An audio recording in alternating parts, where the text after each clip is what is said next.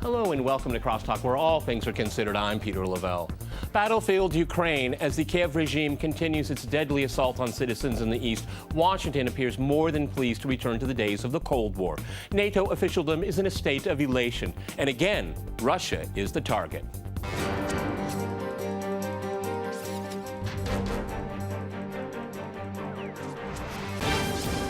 To CrossTalk the crisis in Ukraine, I'm joined by my guest, Patrick Smith in New York. He is a foreign affairs columnist, author, and former foreign correspondent. In Washington, we have Daniel Faraci. He is the director of grassroots political consulting. And in Berlin, we cross to Patrick Young. He is an author and active investor in Eastern Europe. All right, gentlemen, CrossTalk rules. In fact, that means you can jump in anytime you want, and I very much encourage it. Patrick, in New York, it seems to be a correlation going on here. The more the regime in Kiev assaults people in the east of the country, and it's deadly force now, and the body count is increasing, the more we have the White House and NATO officialdom charging, that Russia must be stopped. It's all pointing at Russia, but they don't ever say what the Kiev regime is doing to its own people. Well, I think what we're seeing now in the last little while, Peter, is a really remarkable sense of determination to go forward in the face of declining odds, okay? The story, the narrative conveyed over here in our media is, quotation marks, Putin flinched, et cetera, et cetera. Well, we tell ourselves these things, but it has nothing to do with what's going on the ground. We have a bigger and bigger mess, and Washington has determined, I think in this way correctly, they're either going to go forward or they're going to step back. And the determination is to go forward with this, no matter what the consequences or the immediate outlook. Wrong decision. That is really, really depressing to hear that from you. Daniel, if I can go to you also in Washington here. This is what it gets down to, and I would have to agree with Patrick in New York to some extent here, is that they had a plan. They wanted all of Ukraine. Ukraine was the prize. It just didn't work out that way, and now they're having to deal with the consequences on an ad hoc basis, and just throwing money and guns seems to be this White House's only approach to foreign policy. Yeah, the approach to foreign policy from this administration is convoluted, inconsistent, incoherent when it comes to anything. If you take Syria, Libya, Geneva II, the current situation with even the Gitmo detainees, but the Ukraine picture has been laughable at best from the onset of this. We have a fundamental misunderstanding along with many members of Congress as well, that Russia is in the 1960s era. And just because we actually have to respect them as an economic, financial, and political partner across the globe, and we could be very financially beneficial relationship, being able to partner on several different fronts, including Syria, Iran, South America. But instead of doing that, we're clearly focused on bringing this back to a 60s mentality, trying to set up a proxy war in order to diminish the Russian prowess across the world, not negotiate, cooperate, work together, and at the same time try to set up proxy war not just to help our economy, but I believe to set up the future natural resource battle up in the Arctic region. So we have a lot of underlying intent here, but the basis of it all is there's just such a fundamental lack of understanding of who we're dealing with and who the Russians really are in a post-Soviet era, many decades removed. And the collusion of the press, members of Congress, to this president that's foreign policy is all over the map, just further indicates that. Patrick, in Berlin, President Obama, when he was visiting Warsaw, he said that he warned Moscow against what he calls dark tactics in Ukraine.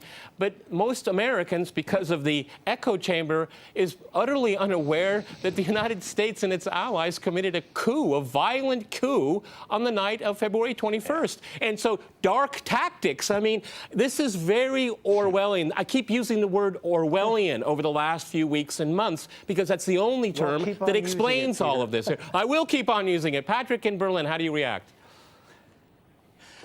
Look, it's absolutely surreal. I mean, there was a movie made some years ago called Wag the Dog, where there was a kind of fictional conflict created by the White House. And unfortunately, that's very much how this looks. I mean, we all know that on the Maidan, they wheeled out all of the old geriatrics from the Ancien Regime, like John McCain, and they brought them together to rant and rave about freedom and the wonder of it and what it could do to Ukraine. But Ukraine was already a democracy. What were they talking about? They offered money. They offered everything. And indeed, when it came to dark tactics, what on earth we can possibly manage to say? It seems surreal, given the fact that on one side of his mouth, you know, President Obama's saying, well, of course, we've got this NSA thing. They're a little bit out of control, but I'm going to rein them in. On the other hand, Russia's perfectly evil. I think what Daniel said is absolutely right, though. The problem we have here is that Mr. Obama very much models himself on the Camelot of JFK. The problem is he's using the foreign policy playbook of 1961. And of course, that dates back to Khrushchev,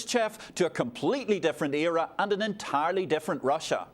You know, Patrick, really what the problem is here is that Victoria, you want to jump in here, but, you know, Victoria Nuland had a plan, and it's in tatters, and this is why this White House is so furious right now. And then you have these, some NATO countries, right before we started recording this program, Slovakia and the Czech Republic say they don't want any foreign troops on their soil. They're not even speaking from the same hymn page. Go ahead, Patrick, in New York.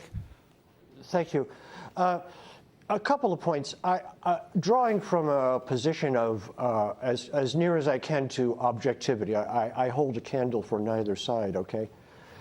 I can't see that it's arguable in the face of all these charges of Russian aggression. I cannot see it's arguable that Putin has behaved well with restraint and actually rather cleverly. The day he announced he would take up talks with the new government in Kiev, I thought, you know, the Western powers were pushing and pushing in search of resistance. And President Putin turned around and trumped them. He said, okay, well, let's do this. Let's honor the election and talk. It's left the Western position much adrift, I think. Right? You know, that's the correct. Yeah, you're absolutely right. Daniel, this is one of the things that's really quite remarkable here, is that, you know, Western media doesn't report how Russians feel about this. And you know what? A lot of Russians are very anxious because their families, you know, relatives in the east of Ukraine are dying right now. And what do we hear from the McCainiacs? They want to arm these people in Kiev. They're not even an elective government, you know, and the powers of this elected president-elect is very, very dubious. We really don't know what kind of power base he has and what kind of political powers he can apply. He can go to Normandy and shake hands, but I don't know if he can do much more. Well, and there's that fundamental lack of understanding that I pointed out already. But you can see our underlying intent. All it is clearly destabilization of Ukraine. For President Putin did this with Syria and de-escalated the situation as well. To where we still are trying to arm and inflame the tensions. Ukraine, same thing. Illegitimate government that we spurned to put into place. There's violence everywhere. And it's amazing how President Putin even gave the concession to speak with this government after there still was a war-torn region on the pro-Russian side that was in the middle of getting shot at while the polls were open. And, you know, to further show how manipulated this election was. So we have the intent. We have no clue what we're doing. We have the intent of destabilization. And the funniest part of it all is we don't have the money. And President Putin knows that this entire time. That's why he's tried to keep the dialogue going. But we've offered, what, $1 billion in aid, and they need 142 to meet current obligations this year in Ukraine. It's laughable at best. And it's just... Daniel, let me underlying intent... Let me stay with Daniel, because you just mentioned some numbers here, which I think is really interesting, is that, yes, $1 billion in loan guarantees, loans, not free money, loans, okay, and $1 billion for NATO, okay? I mean, it's really kind of interesting here. Here's a country that's economically crashing, and the equal amount of just a loan and then throwing money at the military-industrial complex and a few people in Poland, it shows what's really on their mind there. Patrick in Berlin, you want to jump in there? Oh, absolutely. I mean, I think Daniel's hitting the nail on the head, though, because the whole economics of this affair have been entirely incontinent. And in fact, you know, this is the really weird thing, and this is the thing totally frustrates me here. Because let's face it, I do not hold a candle for either side here. I am not partisan. The United States of America is the greatest economy we have ever seen in history. It's been built on incredible management excellence. But indeed, as Patrick in New York and Daniel have been inferring, why on earth has the American government got no management skill whatsoever? Victoria Nuland is an incompetent. The president is utterly incapable of running the country. That's the tragedy we're looking at here. And I think it's really ghastly, because the poor people of Ukraine, it has been plain for many years. They've been trying to negotiate 5-6 years a solution with the IMF. The EU was trying to bully them into a free trade agreement. America came in and tried to bully them and offered indeed $1 billion. I mean, what was this? Was this Dr. Evil in a Mike Myers film? I mean, it was ludicrous altogether what we were looking at in this situation. Ultimately, 142 billion only starts to scrape the bottom of trying to get Ukraine onto a reasonable track. I mean, the terrible problem we have is that 20 years on, after democracy, more than that, Ukraine is on the verge of being a failed state because it didn't make the reforms that countries that are its neighbours, whether it be Poland or whether it be Russia, made in order to transfer themselves and transform themselves into working, efficient capitalist democracies. Okay, gentlemen, I'm going to jump in here. We're going to go to a short break, and after that short break, we'll continue our discussion on Ukraine. Stay with RT.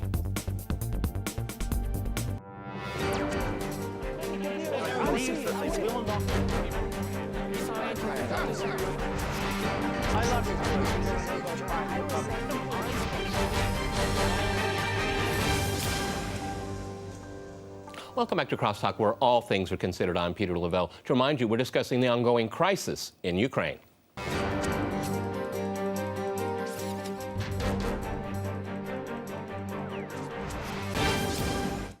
Patrick, I'd like to go back to you in New York. In broad strokes, in your mind, what drives this? Because there's so many different layers here. We have NATO expansion, we have asset stripping, we have a State Department that just has to go after Putin in Russia because of what happened in Syria, because Putin saved the day, saved Obama from going to war in another Arab country. But what, in your mind, what is driving this? If I were to ask you in a hierarchy, what's the number one thing? Or is it just autopilot?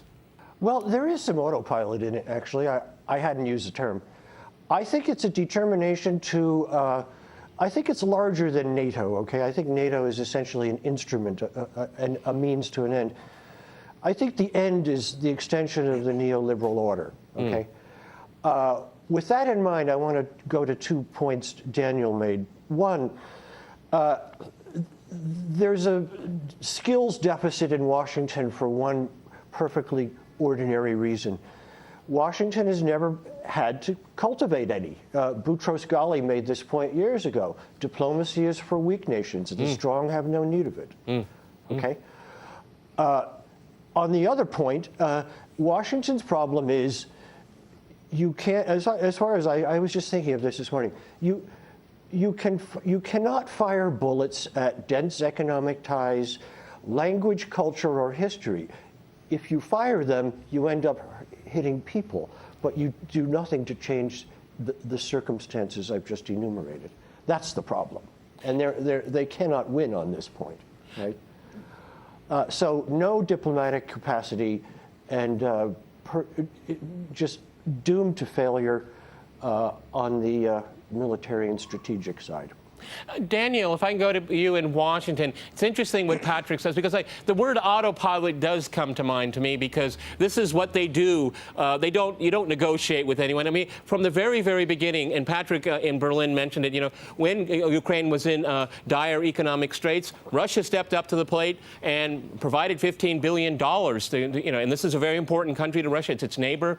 Millions of Russians and Russian speakers are there. There's a very strong interest there. But, you know, Washington doesn't think that way. You know, I guess when Washington is like a hammer, and when you have a big hammer in your hand, you look for nails. Right, and it was so clear of what to do here in the first place, though. If, as you pointed out, the payback for Syria, the autopilot, and setting up future conflicts over natural resources. I mean, what we should be doing right now in this economic woe, besides our domestic picture, is working, trading with our partners here in the region, expanding our Keystone Pipeline, our natural resources here, and making us even stronger economically. And with Russia, after the great strides we made between, actually, President Bush and Putin when in power together, all we needed to do was enable an understanding about Crimea, which would have equated us giving San Diego to Mexico if we really understood and brought it down to layman's terms, and let that be what it may, and then work to bridge the East and the West to negotiate on Ukraine on a sustainable economic path for the future. And it's mind-boggling how frustrating this is. And if you ask the average man on the street to even point out where Ukraine is on a map, they would probably not even know.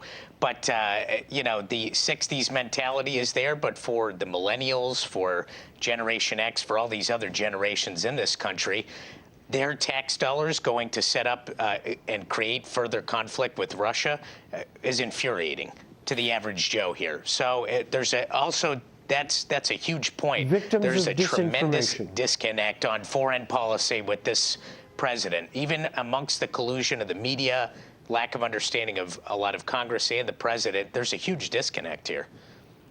Patrick in New York, you wanted to jump in there. Go ahead. I was just going to say to Daniel, victims of disinformation. We have an environment here where very, very, very few people have any grasp of what is going on over there. There was a Pew poll just recently, get this, a direct correlation between the proportion of people who cannot find Ukraine on a map and the proportion of people who think we should intervene. That's where we have taken ourselves.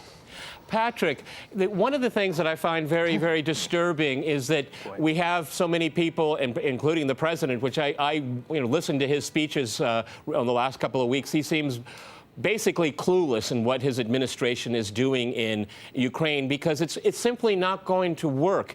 One half of Ukraine cannot rule over the other, and vice versa. And this is a political reality that people like Victoria Nuland just cannot seem to grasp, because everyone will lose in Ukraine. It will become a failed state in the center of Europe. And I'd like to point out, run by a lot of Nazis, which is not reported, again, in Western media.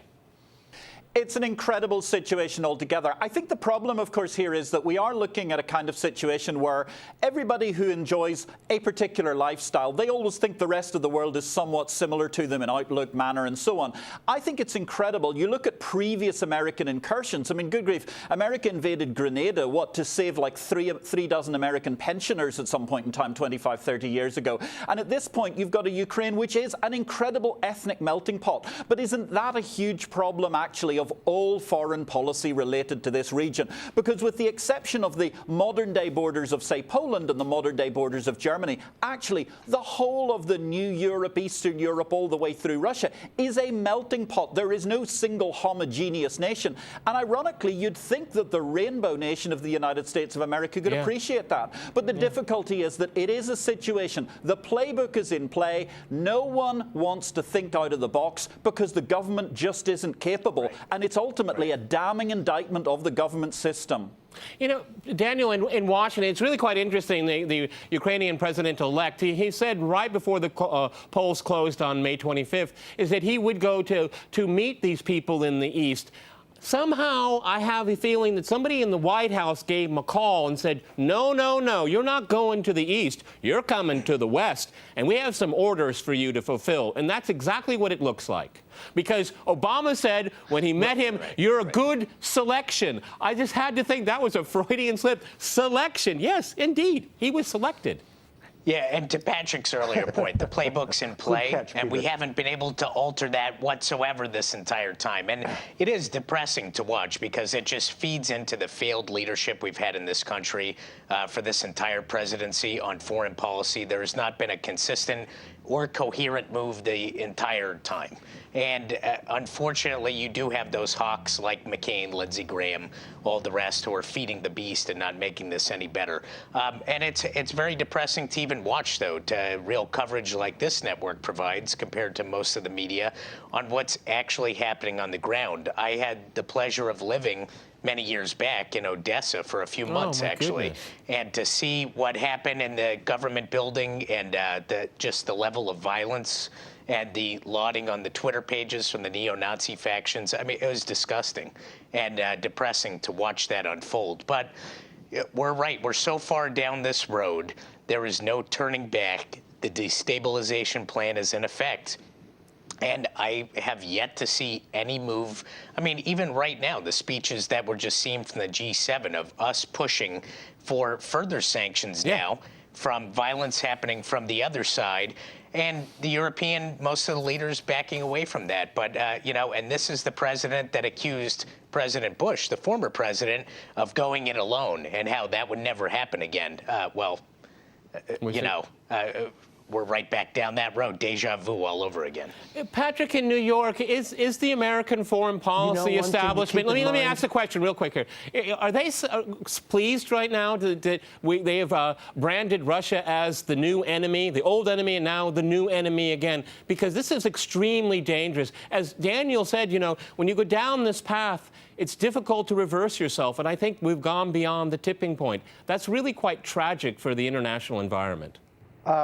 Two things, Peter. Sure. One, Russia's been the enemy, the other, since the 1840s, okay? Let's not forget it. The Cold War was an interim in a way longer story.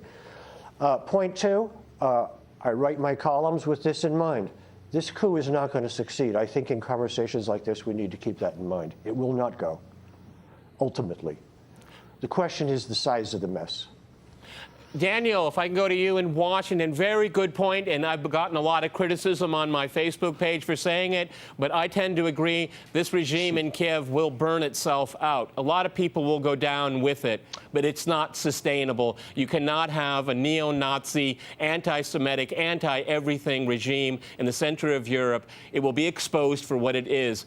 The American media will have a very sobering moment, hopefully sooner than later. Yeah, and I don't believe many people on the ground, after living in that environment and all the rest, are for this regime either. And a more ecumenical country, as Patrick in Berlin had stated, the melting pot that it is over there that exists.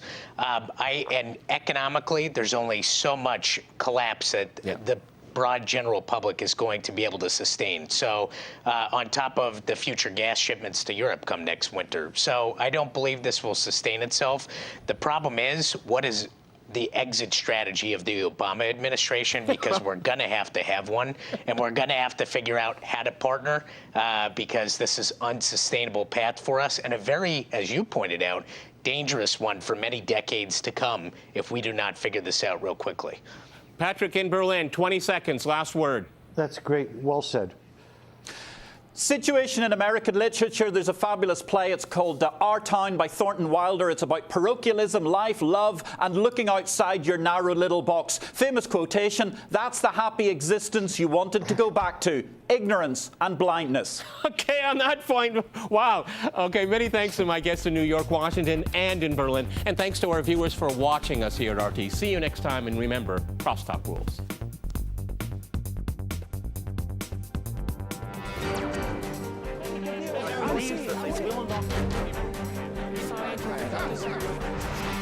I love it.